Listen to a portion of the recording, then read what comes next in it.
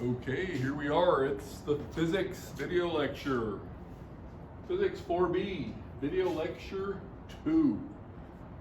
And I guess I'll start off with an announcement that we have an SI leader named Dan Bautista, and I've given him the whole email list, so he should be getting in touch. Dan Bautista, and that's Dan. It's just Dan. And so he'll have SI sessions and office hours, and he gave them to me, but I think I'll just let him get in touch with you in case they changed. So I'll just write SI sessions plus office hours. So yeah, we have some resources. Let's see what else.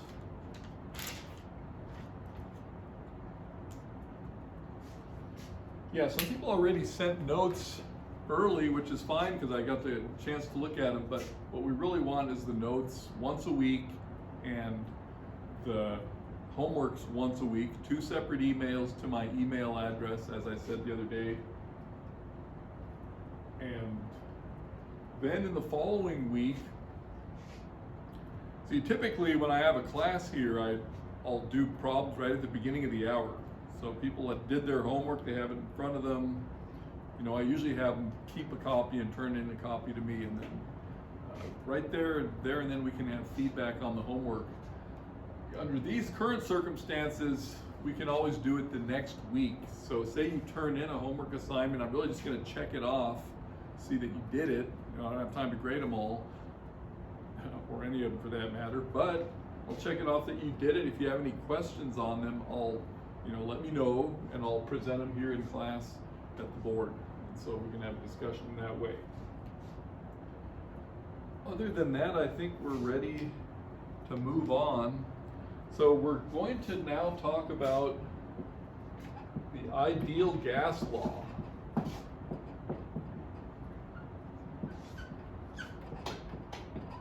So we had, when we were talking about the constant volume gas thermometer, so I'll write here, recall constant volume gas thermometer. That's where we have this graph of pressure versus temperature that looked like this, and it was linear, and it shot right down here to minus 273 degrees Celsius, and we thought, well, that's fantastic. If we just call that our zero, we'll have a direct proportionality, which is always a nice thing. So that's where we had pressure proportional to temperature, comma, if temperature is measured in Kelvin. So one can do similar experiments, maybe not the exact same device, but you can do a similar experiment. So similarly, one finds if temperature is held constant, so you hold the temperature constant, instead of having a constant volume thermometer, you vary the volume. And then you find pressure proportional to 1 over volume. That is to say, pressure is inversely proportional to volume. And out of those 2 laws, you can get pressure times volume is equal to NkBT. Again, we keep using the Kelvin scale now. This is the ideal gas law. This is the one form of it. I'll write the other form down in a moment. This would be the number of particles. And this here would be the Boltzmann constant. Boltzmann constant, a natural constant that is found to be very small number. 1.38 times 10 to the minus 23. 1.38 times 10 to the minus 23. And so there must be units there. And what I want to do is ask us to look at this formula and discover what those units must be. That's always good practice, right? Talking about units. We don't even have to rewrite it. Number is dimensionless. Here we're using the Kelvin designation, okay? So when we solve for KB to find its units, we've got pressure times volume. Force per area times volume is a force times a length, and a force times a length is work, which is energy, okay? So the units will be joules on this side divided by Kelvin. So it's 1.38 times 10 to the minus 3 joules per Kelvin.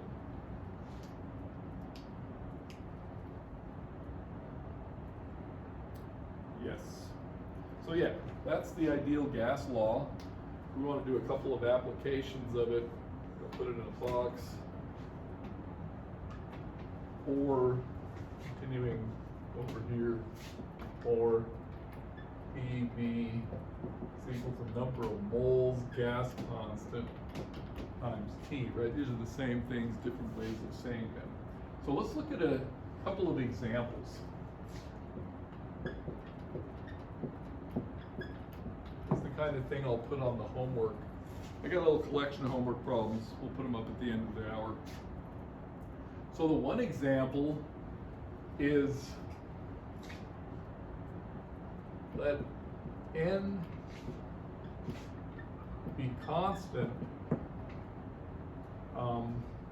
and that's going to be a case, for example, where we have air in a car tire, and we have a car tire that starts out cold and heats up. So how does the pressure change? N be constant, right? That's the number of particles. Number equals constant. And V is also going to be constant. So the volume of our car tire, car tire volume.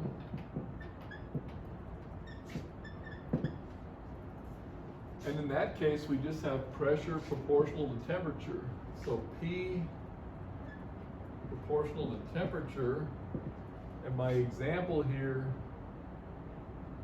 let T1 be equal to 0 degrees Celsius, T2 equal 40 degrees Celsius. So you started out with cold air and you took your car for a drive. How does the pressure in the tires change?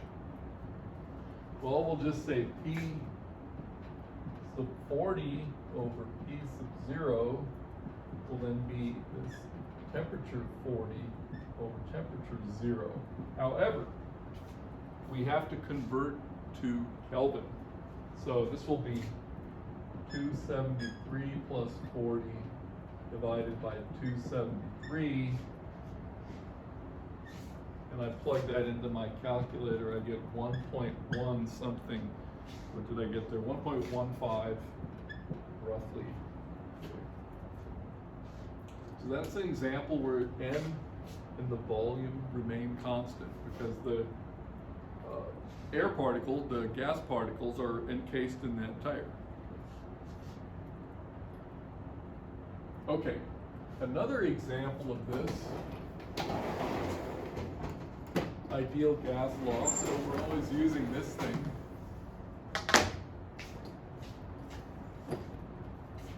And I have a homework problem on this one. I'm not sure if this is just going to solve it for you, but let's talk about it.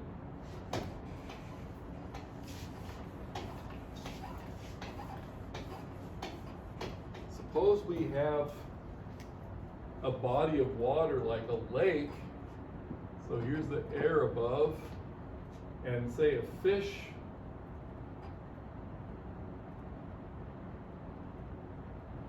down here at some depth h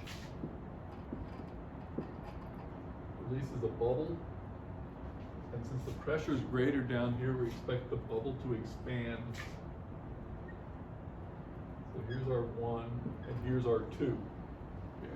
So again, the situation is going to be that the number of particles in the bubble is constant. So we're going to have P, V, N, okay, Boltzmann temperature. So N is constant. Then what we have is, and of course that's a natural constant, what we have is P, V over T is equal to a constant. And what do we have? This is the equation of state. We have the state at point 1 and the state here at point 2, right where it reaches the air.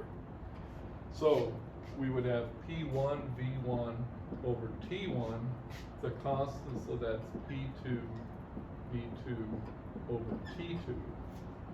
And now we can ask, say, what's the ratio of the final to the initial volume?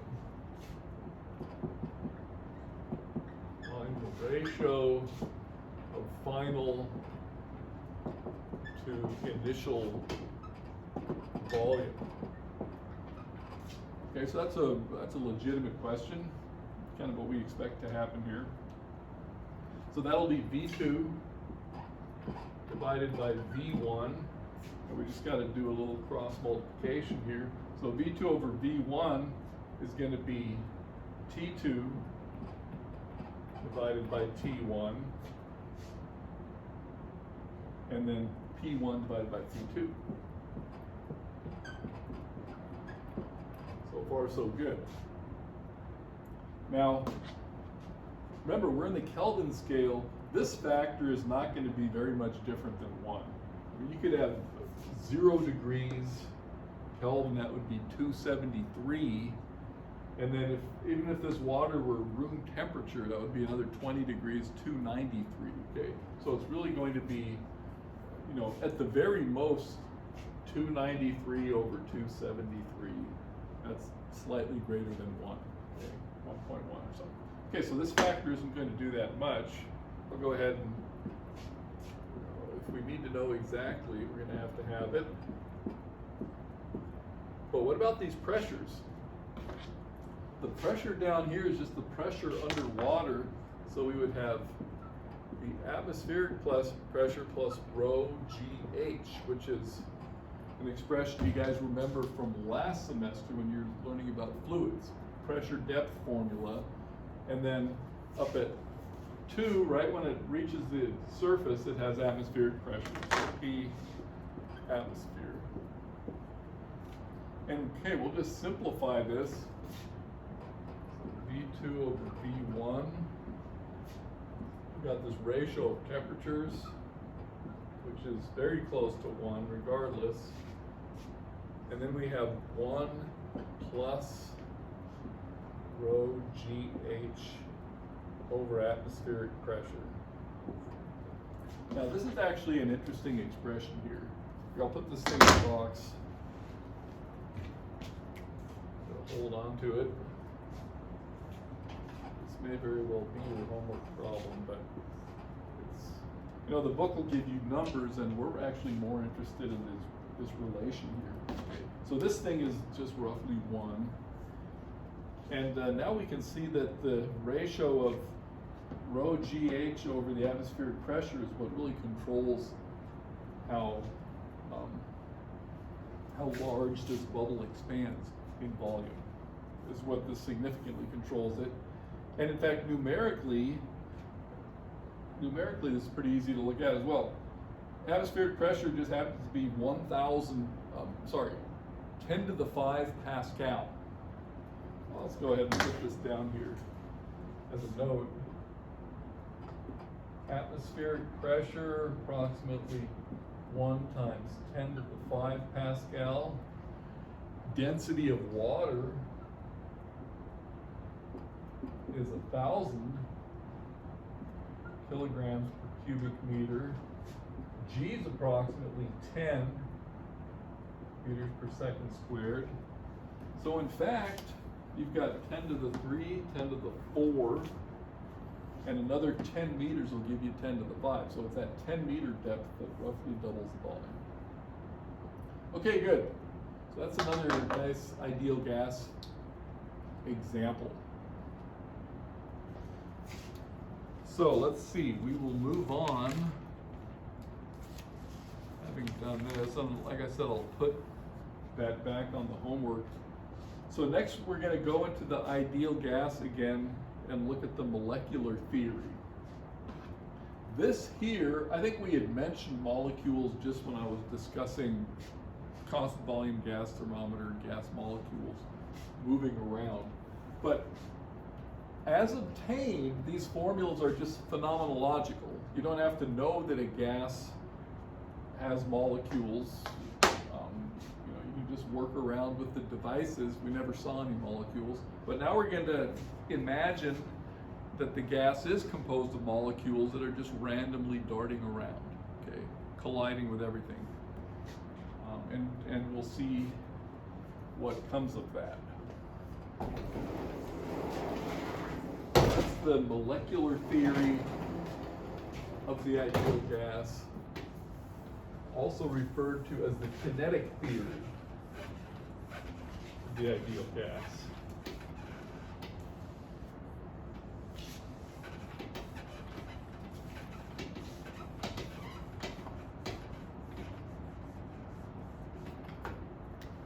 So we can write down both molecular theory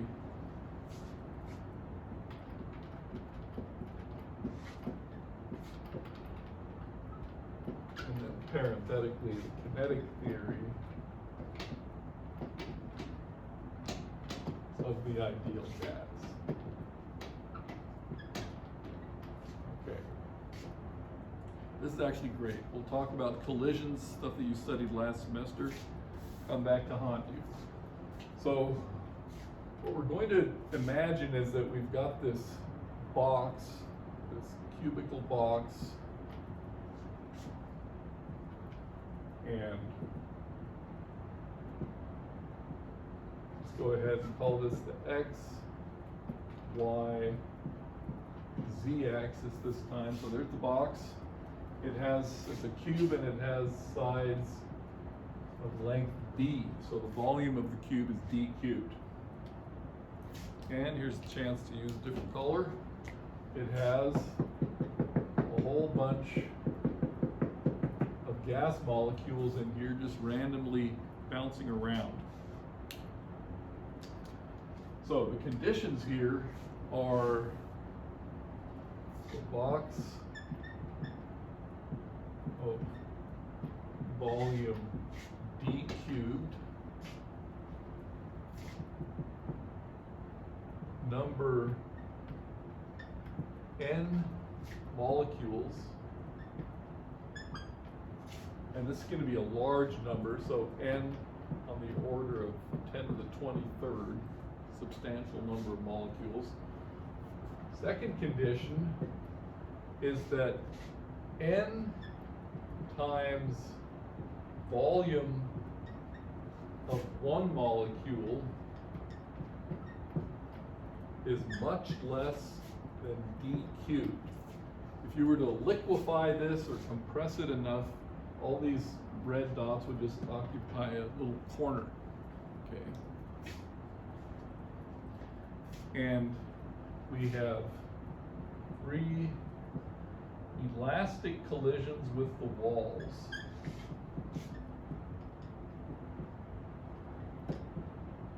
We're not worried about the collisions of the particles with each other. It's the collisions with the walls that are going to produce pressure, okay? Force and pressure. So elastic collisions with the walls. And finally, it's completely random with respect to X, Y, or Z. Everything that happens in X, Y, and Z is essentially the same. Okay, so we have randomness. So those are the conditions. So now let's go ahead and talk about how the collisions turn into a pressure, turn into a force, and that turns into a pressure. So what we're going to do is look at a collision. We're going to imagine a collision of a particle bouncing back and forth in that box, just from one wall to the other, And we'll choose the x direction, which is just as good as y and z.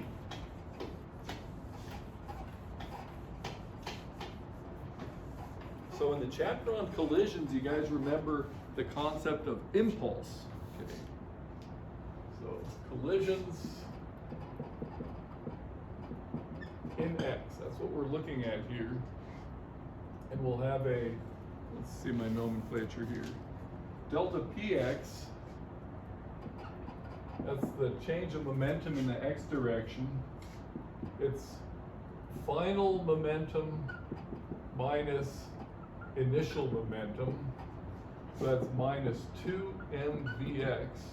And that's because it's bounced off the right-hand wall to the left. Okay. That means that for the wall, you know, the impulse imparted to the wall is going to get rid of the minus sign. It's the other sign, right? Plus 2 mvx. So for the wall, we have F delta t, which is delta px, put a little x there. And this now is, because we're talking about impulse, so the change of impulse is force delta t. Okay. Look that one up if you forgot it. Is going to be, I'm just going to get rid of the minus sign there. So this is for the wall. This was for the particle, this is for the wall. Now what about this delta t? So also we have v sub x times delta t is going to be equal to 2 times d, because we're really taking the average time, the thing to go across, bounce, and go back again. That's the time it'll be between collisions, and next time it would bounce back, go back again, it'll be another collision. Okay. So that's how we get that delta t. So let's see, start another column here. So now we're going to get that fx is 2m bx over delta t, but we've got the delta t right here. We have 2m bx, and the delta t is 2d over bx, so we cancel. We've got a square there, so m over d bx squared. So there's the force due to that one particle collision. And if we want to get the total force, F total x, we're just going to have to sum all of these, m bx squared over d, sum all of them up,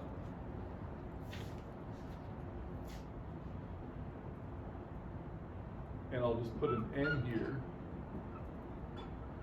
where since it's n particles, we have Vx squared average is going to be the sum of all the Vx squareds divided by n.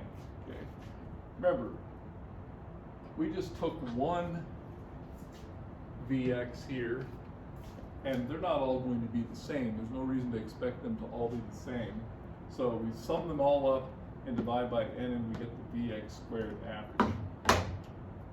So we can plug that in. I think we're going to do a couple steps at once. Let me see, I can skip a couple, but I'll explain them.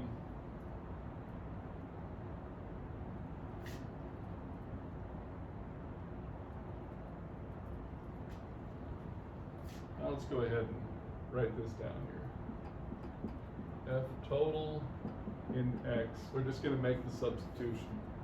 N, the sum there is n Vx average squared. We'll do that. So we have n m Vx average squared divided by d. Okay, let's hold on to this. Now we're going to make use of the fact that, we have it up here, we're random in x, y, and z. Okay. So this must be the same for y and for z as well. So next, we're going to have Vx average squared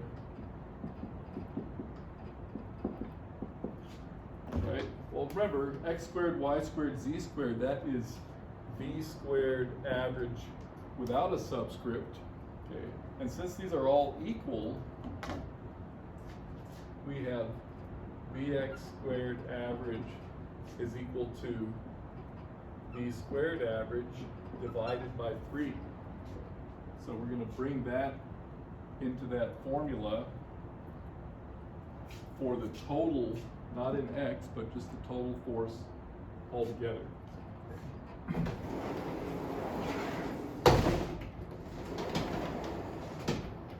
Okay, now I got to erase these requirements here.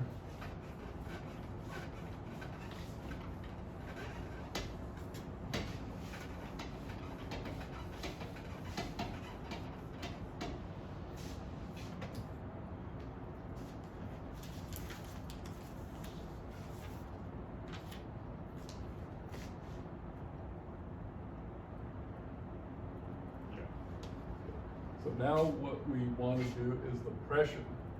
Now pressure is force per area, but the area of the box that I just erased is d squared, the area of the face. So pressure is force over d squared. We'll go ahead and put the force in. We'll keep the 1 over d squared and we'll put in the n m over d, and now the 1/3 v squared average. So actually we are still on the x. What I said there before wasn't quite right. We got the substitution. We're still on the x because it's just one face of our volume, or cube. Good. Now, you notice we've got d squared times d is d cubed. So volume equals d cubed. And I'm going to put everything together now. I'm going to cross, well, I'm not going to cross multiply yet. I'm going to put everything together. Okay. This one we'll put a box around. So we're going to have P equals 2/3, I'll explain that in a moment, n over volume, volume's right there. And then we've got the parentheses here, m v squared average over 2. So this expression is really going to be the ideal gas law. And the reason I did this 2/3, 1/3 business, okay, I put a 2 here and a 2 down here because in parentheses I wanted to show that we're looking at a kinetic energy, right? M over 2V average squared. Looking at a kinetic energy, if you cross multiply over, you've got P times V equals N times some stuff. And that other stuff here is the Boltzmann constant times T. So I'm going to, let's see, box this in. This is a major result. And we'll compare it to,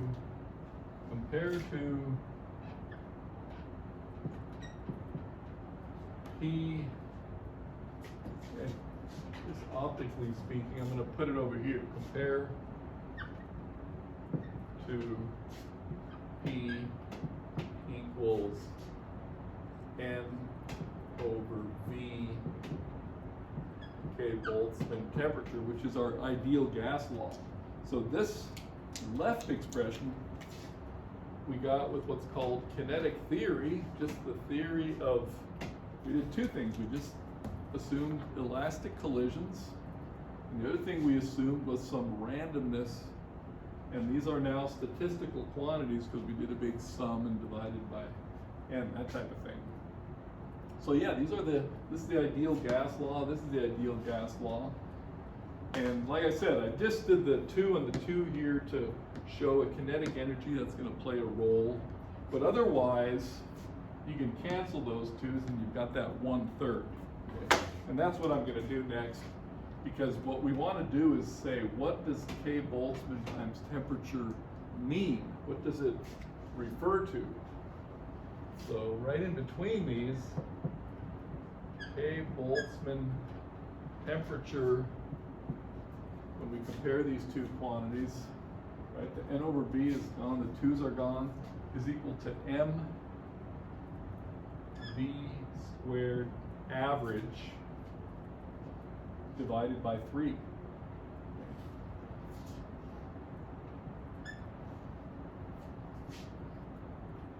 So this is worth pondering for a moment.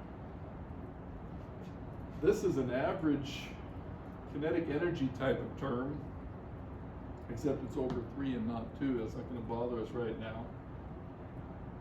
And that's what temperature is. Okay? Temperature is a statistical quantity. We did have to assume some very large numbers for this to make sense. Okay? Gigantic numbers, and so the temperature is associated with many particles, astronomical numbers. If you had a box with 4 particles bouncing around, there just wouldn't be any temperature. Okay? So that's the one thing, temperature is statistical quantity. And what we can do is now is solve for this v squared, for the v that comes out of right here. So v root mean square. Let's go ahead and write that down. Root mean square is equal to the square root of 3, okay, Boltzmann temperature divided by the mass. And so this gives you an idea of how fast gas particles are moving. So I have an assignment like that, but I also have a number here in my notes, assuming I got it right. So example v root mean square for hydrogen molecule. I have, you guys may want to calculate this, 1,900 meters per second at 20 degrees Celsius. So that's room temperature. Remember, in this formula, this 20 degrees would be 293 Kelvin, right? But yeah, 1,900 meters per second is pretty fast. That's not what you'd expect, because here we are in the air. Okay, oxygen is going to be a lot more massive than a hydrogen molecule. So your air molecules, you've got the mass down there, they're going to be slower than this, but they're still going to have very high speed. So yeah, you may want to try some of these out. I think the homework assignment asks you to do something along these lines as well. Okay, so yeah, a lot to ponder here. So temperature is a statistical quantity.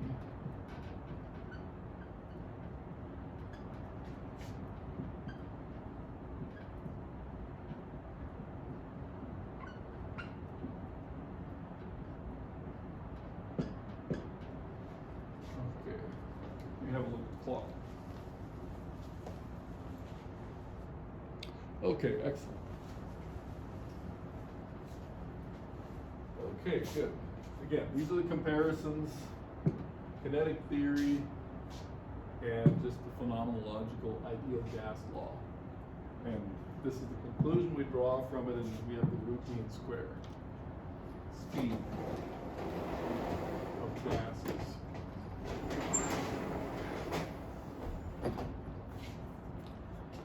Okay. So here's another point.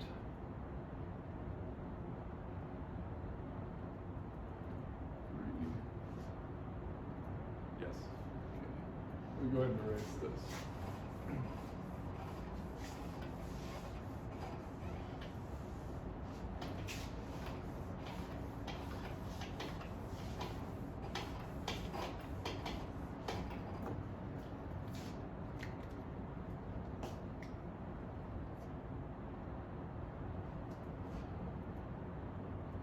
Also, from this we have 1/2 K Boltzmann T is equal to 1/2 mVx squared average. Okay, remember this was all 3 of them, 1, 2, and 3. So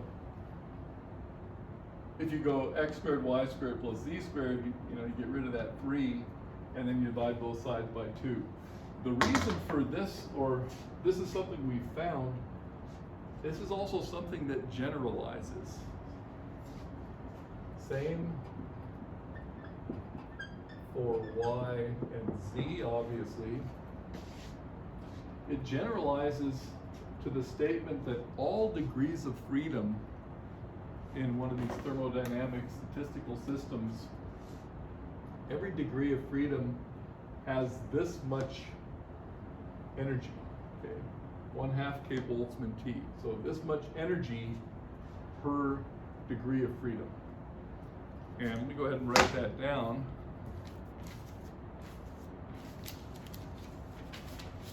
As the theorem of energy equipartition. So theorem of equipartition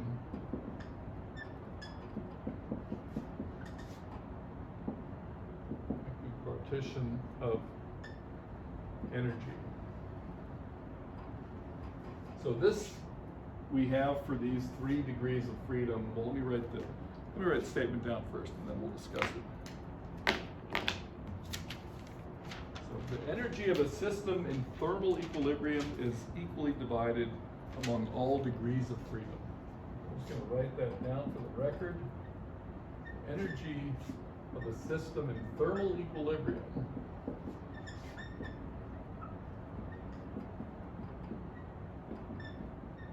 which is what we were assuming with our box of molecules, right? We've got this temperature here, which we just discovered, and particles are all just bouncing around every which way. Okay. So energy of a system in thermal equilibrium is equally divided among all degrees of freedom. So that's what we want to explain a bit. Interesting topic. Equally divided among all degrees of freedom. So far, what we've just seen is translational degrees of freedom. So a degree of freedom is just one way in which the particle can move. So the examples for this now, we'll go first of all with a point particle. Our discussion was for a point particle, okay? So point particle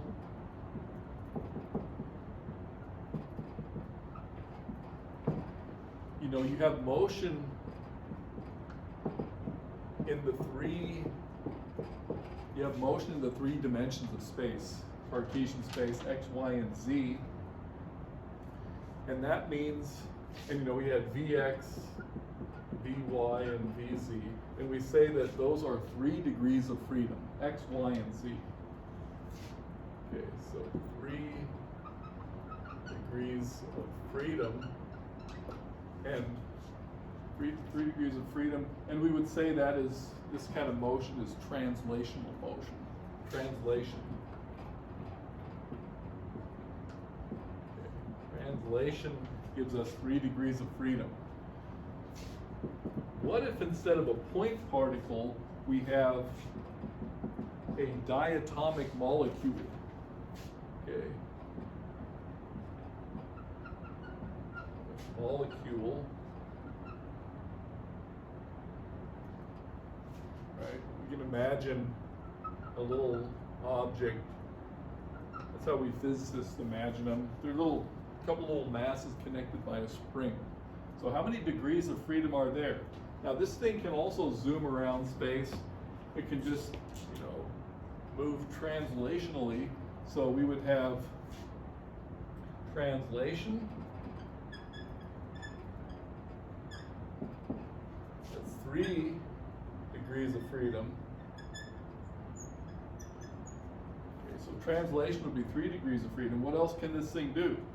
It can rotate. So it can rotate about its center of mass. And so we would say rotation.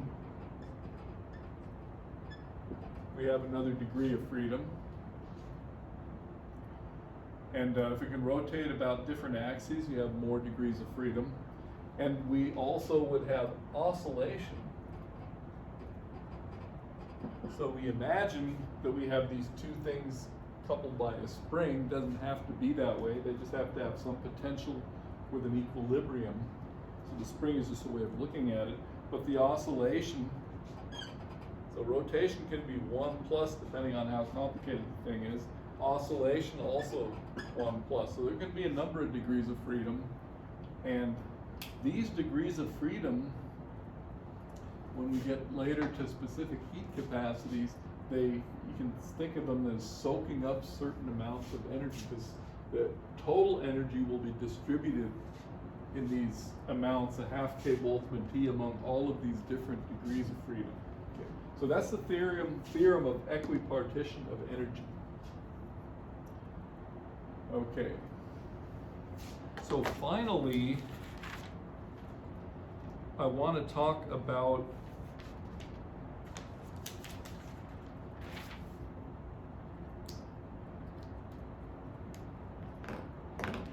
the distribution of speeds now. So let me send this thing up here.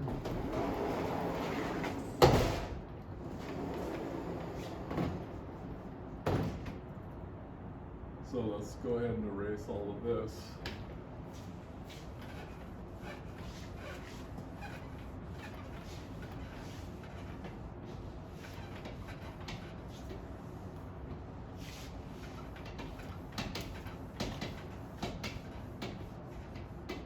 So let's go back to our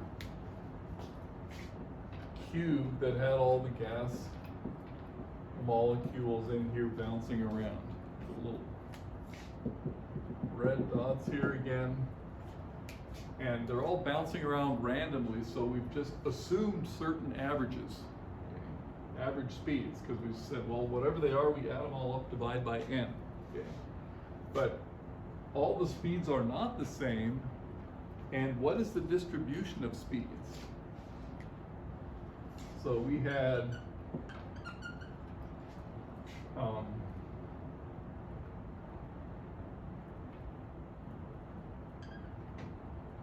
V squared average. Okay. In fact, how about just reminding us? Was 1 over n sum over all Vx squareds. Concrete, that's the first time it came up.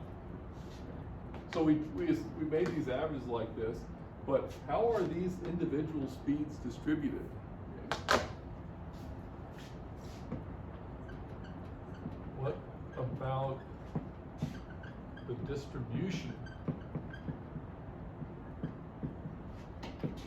of speeds? Question mark. They're not all going the same speed, at least there's no reason to assume that. It doesn't seem realistic. So if they're not all the same speed, there's going to be some kind of distribution. There are going to be slower ones and faster ones. And to tackle that is something I'm going to put off. What I'm going to do now is present the result, which we're going to work with and do a couple homework problems, because the derivation is very long. Okay, that'll take a fresh start. But this way we'll kind of get to the answer, we'll work with it, and then we'll come back and talk about how to derive it. And I think I have a better way than the book does anyway, so, and which we'll get to the result that we're about to get right here. So let's see. So I'm just going to go straight to the distribution of speeds. So for a gas with n particles,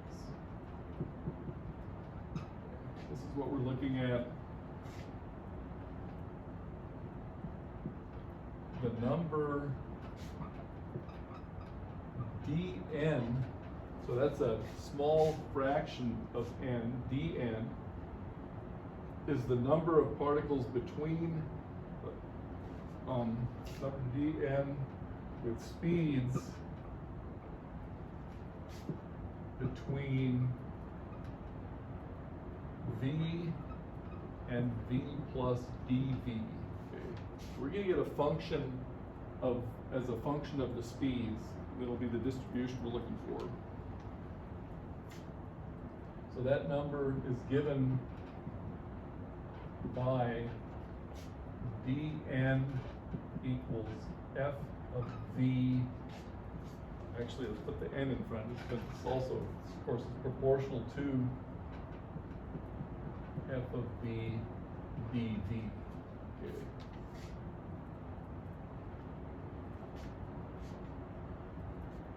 And what we're looking for is this distribution.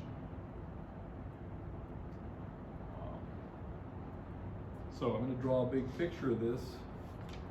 First, I'm going to give the formula. I have room right here. It's a major one. It's called the Maxwell-Boltzmann Distribution of Speeds.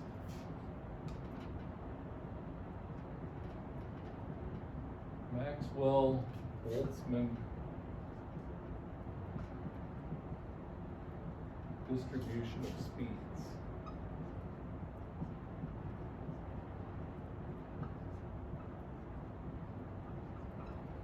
That's that function f of v, and yeah, let's write it down. Let's write it down right here. So we have f of v equals, and by the way, all of this, the entire thing can be derived, but we would need the Boltzmann distribution first, and for some reason they do it in the other order in our book. So yeah, I prefer to actually write it down, take a good look at it, and explore it a bit before we derive it. 4 over root pi m over 2k Boltzmann temperature to the 3/2 power, and we've got v squared exponential minus mv squared divided by 2k Boltzmann temperature. Okay, and good. So now what we want to do is study this, graph it, and try to understand it. And I'll give a couple homework assignments that deal with it. So we'll put this up here and work on the graph.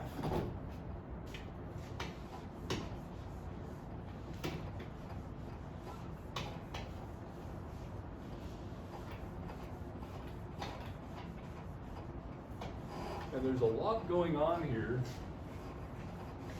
So when you write this thing down and study it, write it large so you can really read everything that's going on. I think I wrote it sufficiently large. So what we want to do, this graph goes, belongs to this thing. We've got a v-axis, we've got the distribution f of v. And this has been normalized, so if you integrate this thing from 0 to infinity, you're just going to get a 1, okay? Because the n has been taken out of it. Now, ignore everything in front of the v squared, just treat these as constants. We have v squared times e to the minus something times v squared. So the generic form is this. It goes up as v squared. Remember, when v is equal to 0, this is e to the 0 is 1. Okay? So it's going to start up as a v squared. Okay? But eventually, of course, the decreasing exponential here crushes any power of v. So it's going to peak and then decrease like that. Okay? So that's the basic form of it. It's a distribution, and you can see the bulk of the speeds are around, some averages, and then there's some slower ones and there's some faster ones. And physically, we have something interesting here. You'll notice we've got mv squared over 2. That's that kinetic energy, right? And then we've got k Boltzmann T, which is what that kinetic energy is also being compared to, right? This whole thing is, after all, dimensionless. So it's the kinetic energy at a certain speed divided by this thermal energy K Boltzmann T. And if the kinetic energy is much larger, then this thing is going to dominate, and it's going to crush it out of existence. And in fact, okay, I haven't drawn this accurately. Well, good enough, though. Okay. Now, what about higher and lower temperatures? Now, a low temperature, we can look in this factor here. We've got a lower temperature in the denominator, so it's going to peak higher. So a lower temperature is going to have a higher peak.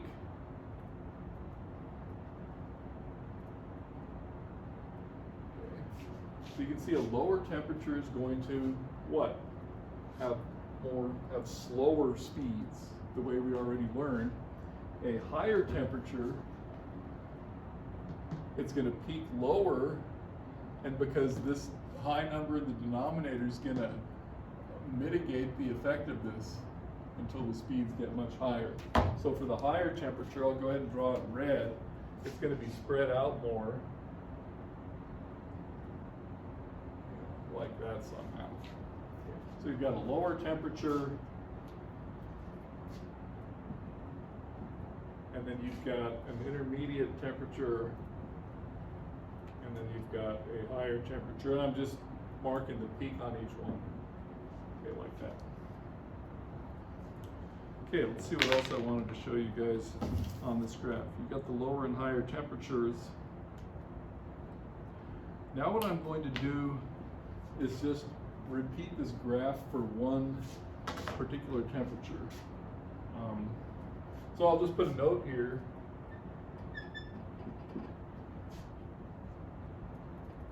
Lower temp corresponds to lower average speeds.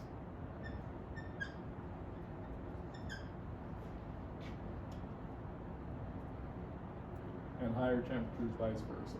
So that's the discussion of this formula here. Let's do another graph of it in which we can draw attention to some other things. So the other graph here, I'm going to just go ahead and do a single temperature. And I need some room to label some stuff here. So V distribution, and coming up quadratically, peaking, decaying exponentially. Now here, I'm going to draw attention to three numbers.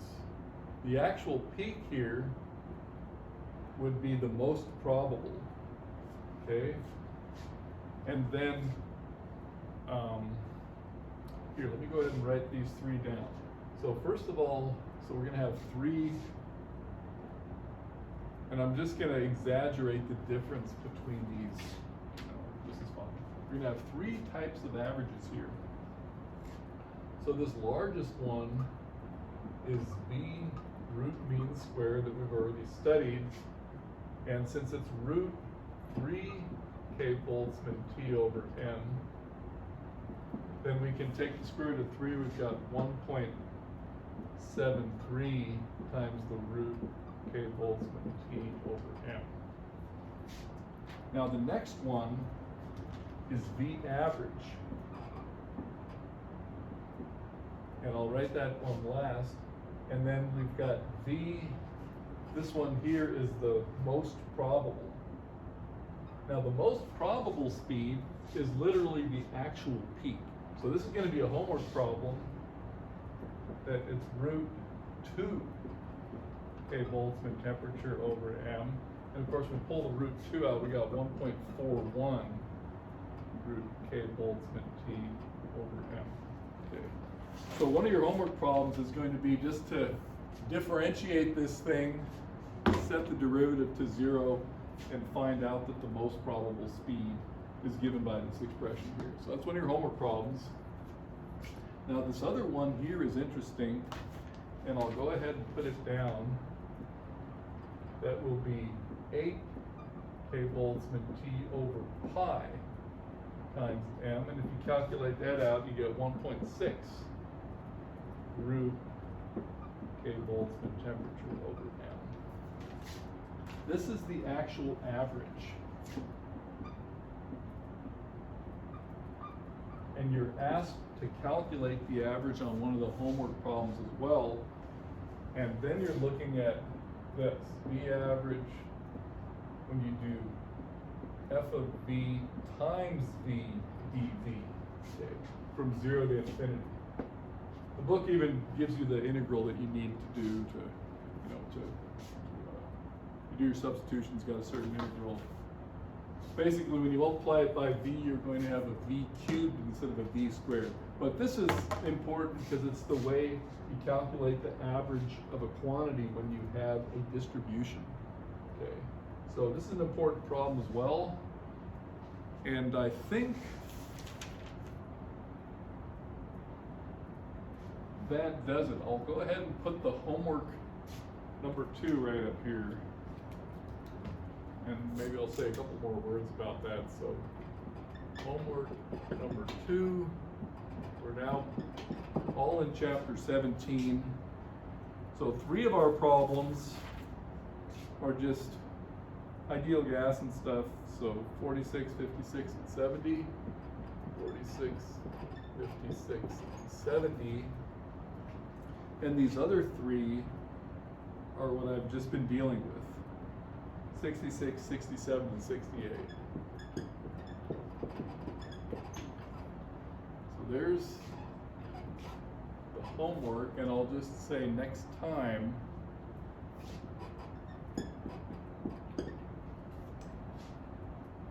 the Boltzmann distribution.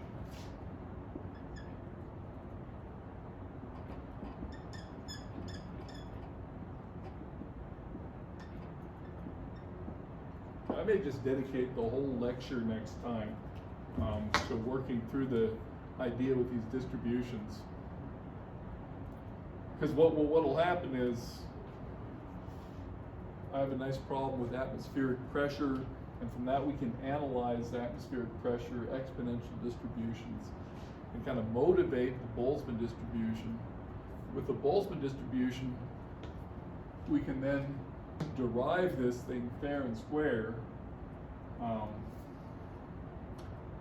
and once we derive this thing fair and square, we'll have already studied it and we'll understand the whole thing completely. So that sounds like a good plan to me. Let me check the time once more. Very well. I think this is good. You guys will find that our lecture notes have set us up very well for all of this right here. So, as always, part of the goal on this semester is to turn your notes into a really good book of your own composition. And other than that, enjoy this and see you guys next time.